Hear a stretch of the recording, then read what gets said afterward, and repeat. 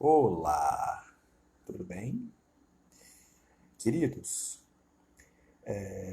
me pediram para fazer uma live para compartilhar um pouco de algumas ideias, alguns pensamentos. E eu queria fazer isso nesse momento para todos aqueles que puderem me assistir, amigos que me assistirem, podem ou não concordar, é direito vosso. Mas nós precisamos nos expor nesse momento, expor a nossa ideia, expor o nosso pensamento. Porque tudo como está indo está desenfreado, está muito desenfreado. Toda essa situação que nós estamos passando, que o nosso país está passando, que as pessoas estão passando, nada disso é novidade. Nada disso é de uma surpresa absurda. Não. Tudo está escrito. Tudo. Quem acompanha a história, quem acompanha a Bíblia, quem tem algum entendimento de questão espiritual, observa que a história ela é cíclica. Sempre ela se repete. Sempre acontece uma coisa que abala uma porção de pessoas, um país, uma nação, e depois tem alguém que se levantar para ser usado para libertar, alguém se levanta para tomar frente. Nós vemos isso na Bíblia, nós vemos isso através da vida de pessoas, grandes homens que passaram pela Terra. Eu vou até utilizar exemplos de homens que passaram pela Terra que não são Bíblia. Gandhi foi um, Mandela é outro. Então sempre Deus vai levantar alguém para interagir, para intervir em uma imediata situação. Mas o que está acontecendo hoje, e isso me espanta muito, não como autoridade eclesiástica, mas como pessoa, como cristão, apenas um simples cristão. Vou tirar minha autoridade eclesiástica, o título que carrego, e vou me colocar no meio da multidão, como cristão, seguidor de Cristo. Vendo tudo isso que está acontecendo, é impressionante, impressionante a fé das pessoas abalada, uma fé abalada.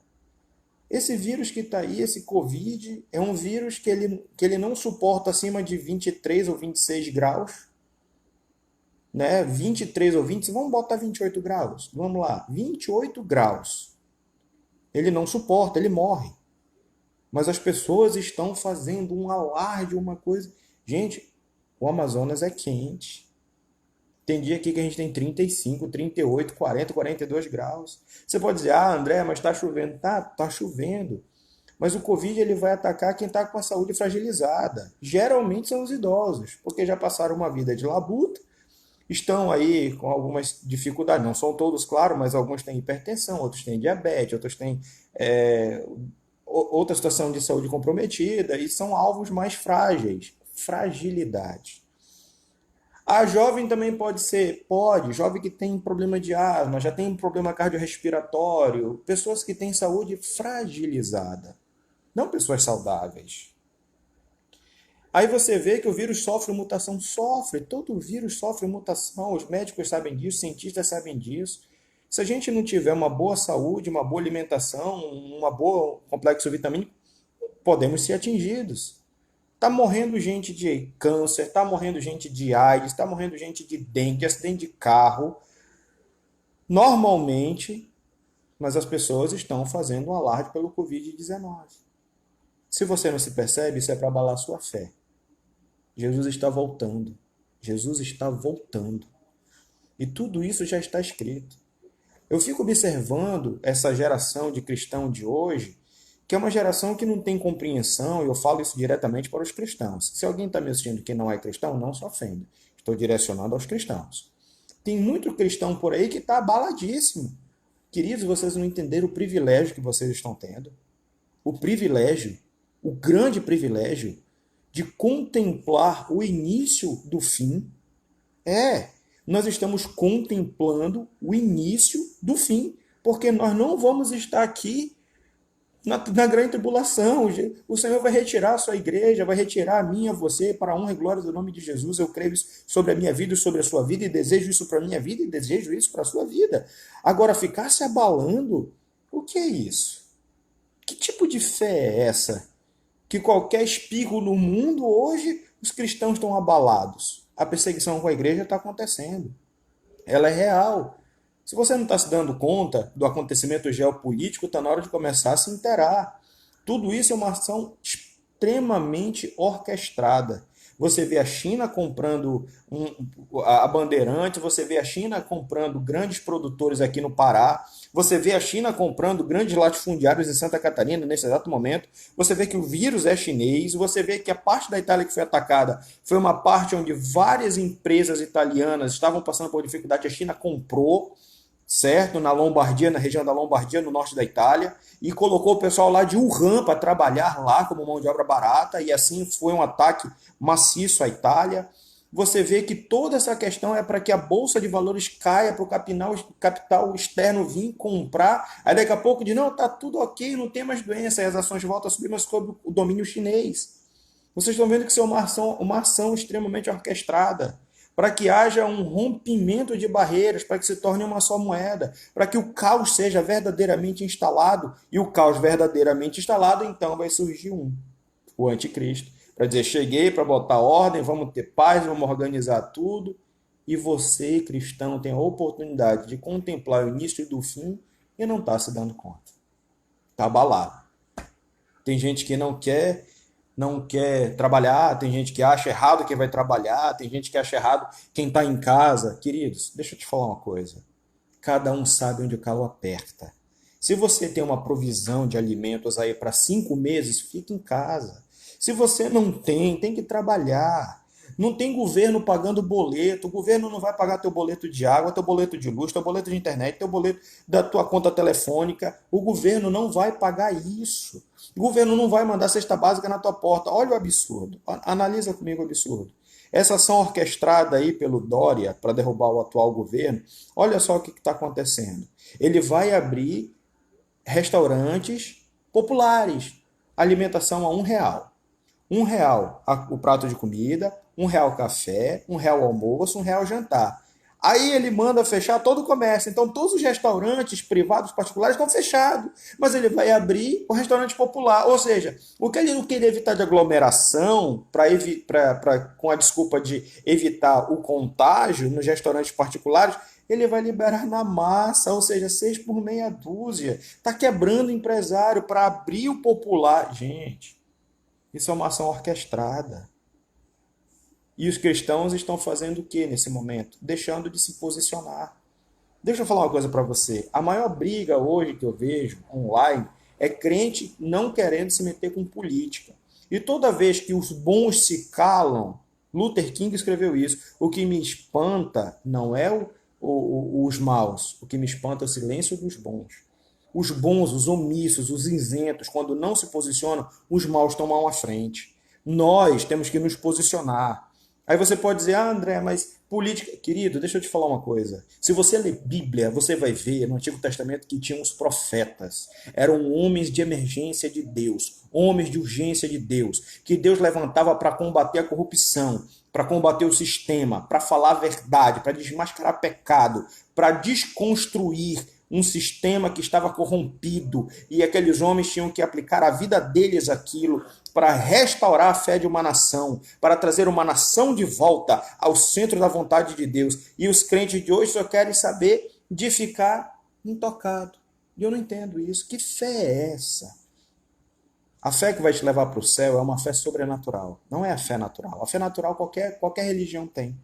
Qualquer um tem a fé natural, de sair, de voltar de em paz, voltar em paz, de trabalhar, pegar o ônibus, voltar para casa, isso é uma fé natural. O que vai te salvar é a tua fé sobrenatural, porque Jesus disse, aquele que crê em mim, ainda que esteja morto, viverá. Isso é fé sobrenatural. Uma fé verdadeira, ela é uma fé imortal, ela não se abala. A Bíblia diz que sem fé é impossível agradar a Deus, Hebreus 11:6. A fé verdadeira é confiança. Quando você pega a palavra fé e você traduz em outra palavra, significa confiança. Confiança. Então, quem confia a Deus, está escrito lá em Salmos, os que confiam no Senhor são como os montes de Sião que não se abalam, permanece firme para sempre. Então, aonde está a tua fé? Verdadeiramente, onde está a sua fé? Olha, deixa eu te falar uma coisa. Deus, ele jamais invalidaria a sua própria criação. Não faria isso, porque ele ama o que ele cria. Deus, ele nos criou com um amor enorme. Deus ele nos criou com carinho, com um zelo especial. Deus nos deu a oportunidade de conhecê-lo. Deus nos dá a oportunidade de ter contato diretamente com ele via cruz, via Jesus. Deus nos dá a oportunidade de ter o seu Espírito Santo nas nossas vidas. Deus nos dá a oportunidade de ter mudança de vida, mudança de caráter, mudança de comportamento. Deus nos dá a esperança de uma fé, de uma vida eterna, porque morrer não dói, é somente a passagem. Agora, não temos que estar preocupados em morrer, temos que estar preocupados quando nós formos nos encontrar com Ele. Isso sim, isso é uma fé verdadeira, isso é uma fé sobrenatural, isso é uma fé imortal. E quando eu digo isso a você, eu estou dizendo que Deus ele não invalidaria a sua criação. Olha só, Deus criou todas as coisas em 6 dias e no sétimo ele descansou. 6 dias. Só que tinha algum homem lá para contar essa quantidade de dias? Não. Então, em dias de Deus. Então, a Bíblia diz que um dia para Deus é 1000 anos para o homem. 1000 anos para o homem é um dia para Deus. Então eu posso começar a conjecturar isso, eu posso. Conjecturar que a cada um dia de Deus foi 1000 anos para o homem. E você observa que de Jesus para trás, antes de Cristo, houve uma quantidade de tempo determinada na história. E ela é decrescente. Ou seja, quanto mais longe do nascimento de Cristo, do ano Domini, né, do Agnus Dei, do nascimento de Cristo, do ano Domini, quanto mais longe para trás, maior fica. Quanto mais perto de Jesus, ela vem diminuindo. Então é uma contagem decrescente. Hoje nós estamos numa contagem crescente, de Jesus para frente. 2019 de Jesus para frente. Pelo contato mundial, pelo entendimento mundial da história, do calendário, nós já estamos em 5.000 anos. Os judeus sabem disso. E nós vamos emplacar já beirando os 6.000 anos. E quando nós estamos beirando os 6.000 anos, é quando, pela lógica e pelos acompanhamentos bíblicos, nós vamos observar o anticristo vindo e toda a situação acontecendo. Ai, André, mas não tem mais tempo? Não, não tem mais tempo. Porque a Bíblia diz em Apocalipse que Satanás vai ficar preso por 1000 anos. Então haverá um milênio de Satanás preso após a grande tribulação. Depois ele vai ser solto por um pouco tempo para juntar as nações da terra para pelejar contra Deus. Então o cordeiro vem, elimina ele, aí sim é o fim. Então virá o fim. Então, se você está acompanhando esse meu raciocínio, esse meu humilde raciocínio, nós já estamos beirando os últimos momentos. Então, começa a compreender que você tem o privilégio, a oportunidade de contemplar com os teus olhos aquilo que muitos cristãos, lá da época de Jesus, quando Jesus dizia, olha, um pouco de tempo, muito em breve eu estou voltando, e eles ficaram na fé esperando, achando que era no tempo deles, e é no nosso tempo, e a fé deles não desvaneceu em momento algum, e a fé de muitos hoje está desvanecendo por causa de um coronavírus, querido. Esse vírus ele ataca sistemas fragilizados. Se você se impressionar, se você se abalar, se você entrar em depressão, o seu sistema fica abalado, imunologicamente você fica frágil. Aí é o que o vírus entra. Então a fé ela tem que te jogar para cima, ela tem que te alegrar, tem que haver uma esperança, tem que haver um entendimento.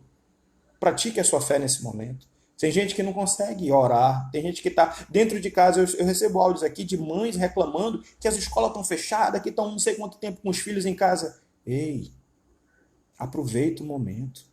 Depois que passar essa crise mundial, nem tudo vai ser igual. Muita coisa vai mudar.